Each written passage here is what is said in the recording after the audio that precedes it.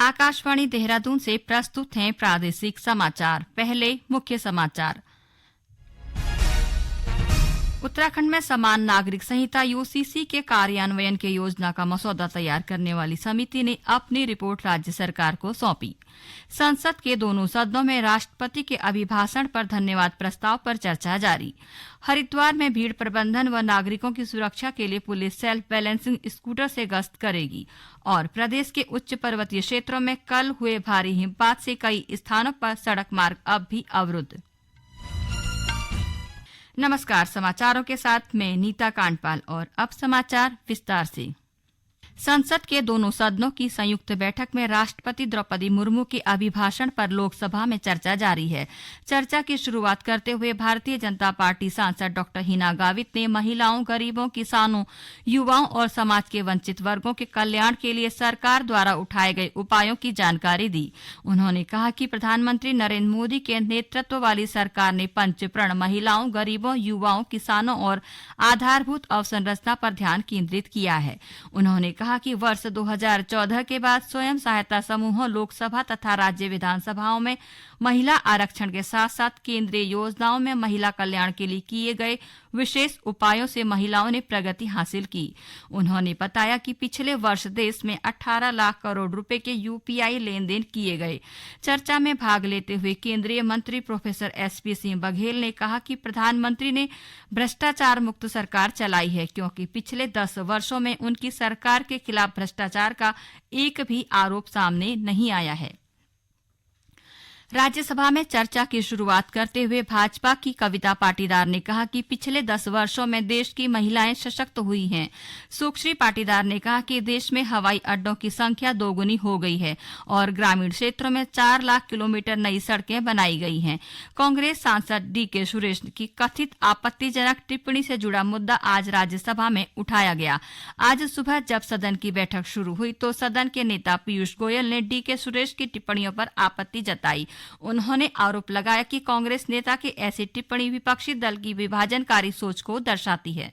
माननीय वित्त मंत्री एक देश के सामने विकसित भारत की कल्पना कर रहे थे। उसी दिन ऐसी विभाजनकारी सोच, देश को तोड़ने वाली सोच, मैं समझता हूँ कांग्रेस के अध्यक्ष ने इसमें स्पष्टीकरण करना चाहिए। क्या ये कांग्रेस पार्टी इस वक्तव्य के साथ अपने आप को जोड़ती है? क्या कांग्रेस की सोच में देश की एकता और अखंडता या देश का संविधान कोई मायने रखता है कि नहीं? क्या वो देश को उत्तर और दक्षिण भारत में बांटना चाहती है? ये कांग्रेस की सोच के बारे में मैं डिमांड करता हूं कि कांग्रेस के अध्यक्ष संसद में और पूरे देश के सामने स्पष्टीकरण करें। इस पर प्रतिक्रिया व्यक्त करते हुए विपक्ष के नेता मल्लिकार्जुन खड़गे ने कहा कि यदि कोई देश को तोड़ने की बात करेगा तो कांग्रेस इसे कभी बर्दाश्त नहीं करेगी, चाहे वह किसी भी पार्टी का हो। अगर कोई भी देश को तोड़ने की बात किया, हम कभी सहन नहीं करेंगे, चाहे वो किसी पार्टी का हो, चाहे मेरे पार्टी का हो, चाहे उनके पार्टी का हो, चाहे और किसी के। इस देश को एकता रखने के लिए कोई कहे या नहीं कहे, मैं खुद मल्लिकार्जुन खड़गे होकर कहूंगा, कन्याकुमारी से लेकर कश्मीर तक हम एक हैं, एक रहेंगे। लोकसभा में शून्यकाल के दौरान संसदीय कार्य मंत्री प्रहलाद जोशी ने यह मुद्दा उठाया था। श्री जोशी ने कहा, कांग्रेस सांसद के खिलाफ कार्रवाई होनी चाहिए और पार्टी को राष्ट्र से माफी मांगनी चाहिए। उत्तराखंड में समान नागरिक संहिता यूसीसी के कार्यान्वयन की योजना का मसौदा तैयार करने वाली समिति ने अपनी रिपोर्ट राज्य सरकार को सौंप दी है। न्यायाधीश रंजना प्रकाश देसाई के नेतृत्व में समिति ने आज देहरादून में मुख्यमंत्री पुष्कर सिंह धामी को मसौदा प्रस्तुत किया। इस मसौदे को कल राज्य सरकार मंत्रिमंडल की बैठक में मंजूरी देगी और आगामी 5 फरवरी से शुरू हो रहे उत्तराखंड विधानसभा सत्र में इस पर चर्चा होने की उम्मीद है। मुख्यमंत्री पुष्कर सिंह धामी ने कहा कि यूसीसी के लिए गठित समिति ने प्रदेश के लिए 2,33,000 सुझाव प्राप्त किए और इसके लिए प्रदेश के 43 स्थानों पर बैठक आयोजित की गई। हमने चुनाव से पूर्व उत्तराखंड की देवतुल्य जनता से ये वायदा किया था, संकल्प लिया था हमारे प्रधानमंत्री आदरणीय मोदी जी के मार्गदर्शन में, उनकी प्रेरणा से, कि हम नई सरकार के गठन होते ही समान नागरिक संहिता के लिए कानून बनाने का काम करेंगे। और आज हमको ड्राफ्ट मिल गया है, हम उस दिशा में आगे बढ़ेंगे। विधानसभा का सत्र आहूत है और इस ड्राफ्ट का परीक्षण करेंगे। इस ड्राफ्ट का परीक्षण करने के बाद जो भी जरूरी औपचारिकताएं हैं पूरा करके विधानसभा के सत्र में इस एक्ट को, इस ड्राफ्ट को रखेंगे और उस पर चर्चा करेंगे। चर्चा के बाद जो विधेयक है उस रूप में उसको आगे बढ़ाएंगे। गौरतलब है कि समान नागरिक संहिता के लिए सरकार ने 27 मई 2022 को 5 सदस्यीय कमेटी का गठन किया था।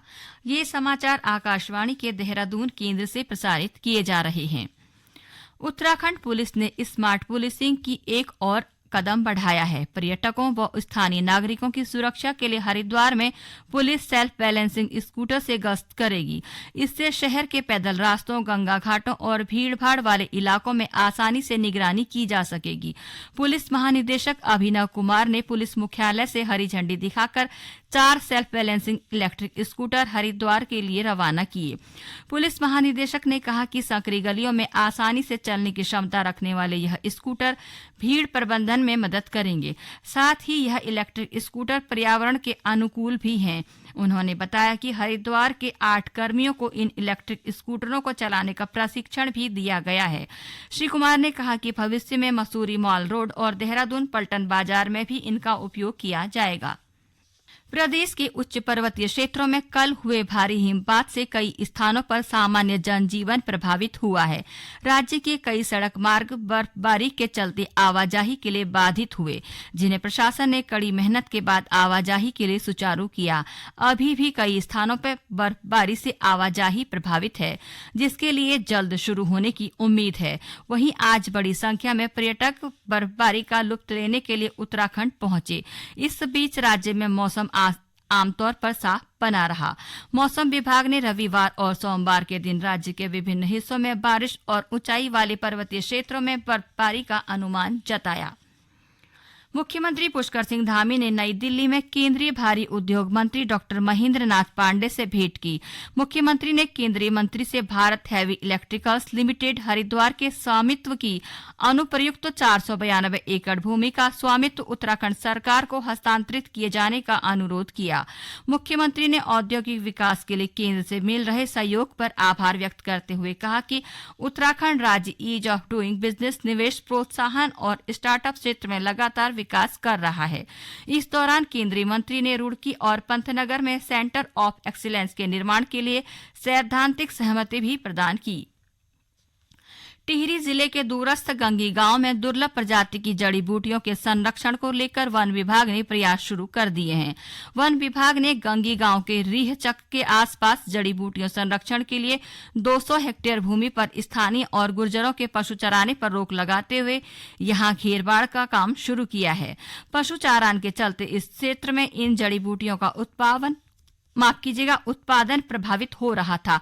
उप प्रभागीय वनाधिकारी राखी जुयाल ने इस क्षेत्र का भ्रमण कर यहां हो रहे कार्यों का निरीक्षण कर अधीनस्थ कर्मचारियों को आवश्यक दिशा निर्देश दिए। उन्होंने बताया कि राष्ट्रीय पादप बोर्ड द्वारा औषधीय पादप की सघनता में कमी वाले क्षेत्रों में 3 साल की योजना बनाकर काम किया जा रहा है। राष्ट्रीय औषधीय पादप बोर्ड के द्वारा एक प्रोजेक्ट चलाया जा रहा है। ऐसे वन क्षेत्र जहां औषधीय पादपों की सघनता में थोड़ी कमी आई है या विरल हो गए हैं, ऐसे वन क्षेत्रों की सुरक्षा की दृष्टि से कुछ एक स्थानों पर प्रोजेक्ट चलाया जा रहा है। उसी के अंतर्गत गंगी कक्ष संख्या 10 में हमने ये प्रोजेक्ट चलाया है, जिसमें 200 हेक्टेयर क्षेत्र के लगभग हमने चुना है जहां औषधीय पादप थोड़े विरल अवस्था में हो गए थे।